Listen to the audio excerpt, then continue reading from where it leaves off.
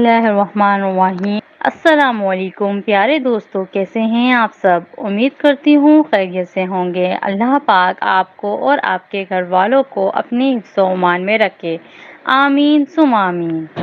دوستو، میں آپ سے رسول اللہ صلی اللہ علیہ وآلہ وسلم کی کچھ احادیث شیئر کرنے جا رہی ہوں، یقیناً آپ کو پسند آئیں گی۔ اسے آپ اپنے دوستوں سے بھی شیئر کریں۔ رسول اللہ صلی اللہ علیہ وآلہ وسلم نے فرمایا، جو شخص صبح و شام 100 مرتبہ یہ کلمہ پڑھتا ہے تو قیامت کے دن اس سے کوئی شخص بہتر نہیں ہوگا۔ حضرت ابو ہریرہ رضی اللہ تعالی عنہ بیان کرتے ہیں، رسول اللہ صلی اللہ علیہ وآلہ وسلم نے فرمایا، سبحان اللہ والحمد للہ ولا الہ الا اللہ واللہ اکبر پڑھ لینا مجھے پوری کائنات کے مل جانے سے زیادہ پسند ہے۔ حضرت ابو ہریرہ رضی اللہ تعالی عنہ بیان کرتے ہیں، رسول اللہ صلی اللہ علیہ وآلہ وسلم نے فرمایا، جو شخص دن میں 100 مرتبہ سبحان اللہ وبحمدہ پڑھتا ہے تو اس کے گناہ خواہ سمندر کی جھاگ جتنے بھی ہوں معاف کر دیے جاتے ہیں۔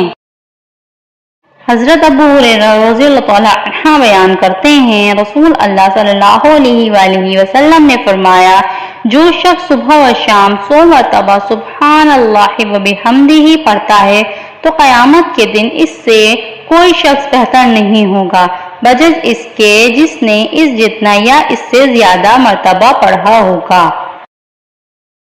حضرت سمرہ بن جندب رضی اللہ تعالی عنہ بیان کرتے ہیں، رسول اللہ صلی اللہ علیہ وآلہ وسلم نے فرمایا، 4 کلمے سبحان اللہ، الحمدللہ، لا الہ الا اللہ اور اللہ اکبر بہترین کلام ہیں۔